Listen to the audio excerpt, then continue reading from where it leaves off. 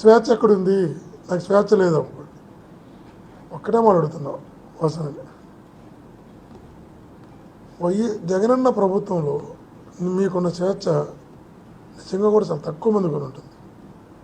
ఇప్పుడు ఒకసారి ఆ రోజు ఈనాడు జ్యోతి పేపర్లు రాశారనుకుంటా, నాకు గుర్తున్న వరకు ఇతర పార్టీ నాయకులతో కలిసి స్పెషల్ ఫ్లైట్లో విదేశాలకు వెళ్ళారు అని. అంటే విదేశాలకి స్పెషల్ ఫ్లైట్లో ఇతర పార్టీలతో కలిసి వెళ్ళగలిగేంత స్వేచ్ఛ కూటమి ప్రభుత్వం నీకు ఉంటుందా అని అడుగుతున్నాను. అసలు స్పెషల్ ఫ్లైట్లో విదేశాలకు వెళ్ళడం కాదు, ఇతర పార్టీలతో మాట్లాడడానికి కూడా మీకు స్వేచ్ఛ ఉండదు. ఇక్కడ మీకు పోయిన తర్వాత అర్థమవుతుంది పుట్టిల్లు ఎంత గొప్పదో అని, ఎంత గొప్పగా చూసుకున్నదో, ఎంత స్వేచ్ఛ ఉన్నదో, ఎంత గౌరవంగా చూసుకున్నదో మీకు ఇప్పుడు కాదు, కాలం గడిచే కొందికి చాలా అర్థమవుతుంది. కాబట్టి వాసన ఒకటే చెప్తున్నాం, ఎవరినో సాటిస్ఫై చేసి ఏదో ఎదగాలని నీకు గుర్తించి గౌరవించి నేను హక్కును చేర్చుకున్న పార్టీపై బండలు వేసి అబండాలు వేసి నువ్వు లబ్ధి పొందాలనుకుంటే లాంగ్ టర్మ్లో అది ఖచ్చితంగా చెప్తున్నా నీ స్థాయిని దిగజారుస్తున్న విషయాన్ని కూడా ఎప్పుడు గుర్తుపెట్టుకోమని గట్టిగా తెలియజేస్తున్నా. ఏదేమైనా కూడా ఆత్మీయులారా, ఆధారాలతో, సాక్ష్యాలతో, నిజాలతో సంబంధం లేకుండా జగనన్న వ్యక్తిత్వాన్ని హననం చేయడానికి వాసన లాంటి వాళ్ళు ప్రయత్నం చేసినా, వాసనను అడ్డు పెట్టుకొని ఎవరు ప్రయత్నం చేసినా అది వాళ్ళకే తగులుతున్న విషయాన్ని కూడా గుర్తుంచుకోవాలి. ఇంతకుముందు కూడా ప్యారడైజ్ పేపర్స్ అని రకరకాల ఆరోపణలు చేశారు.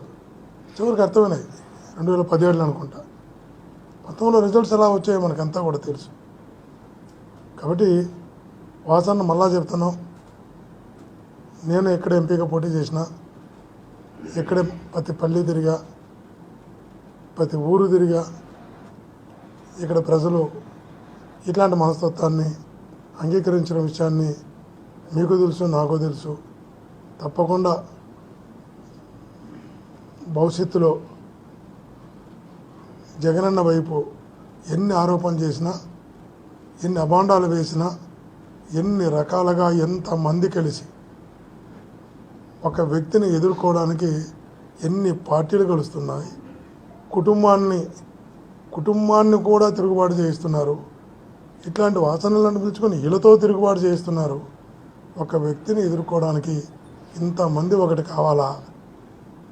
ఇంతమంది కలిసి ఒక వ్యక్తి యొక్క క్యారెక్టర్ని మీరు అసెస్ చేయాలనుకుంటే ప్రజలు తన వైపు నిలవరా? కాబట్టి ప్రజలు అండ బలం జగనన్నకు ఉంది. కాబట్టి ఇట్లాంటివన్నీ కూడా నిలవ ప్రజల ముందరని కూడా తెలియజేస్తున్నా. థ్యాంక్ యూ అనండి.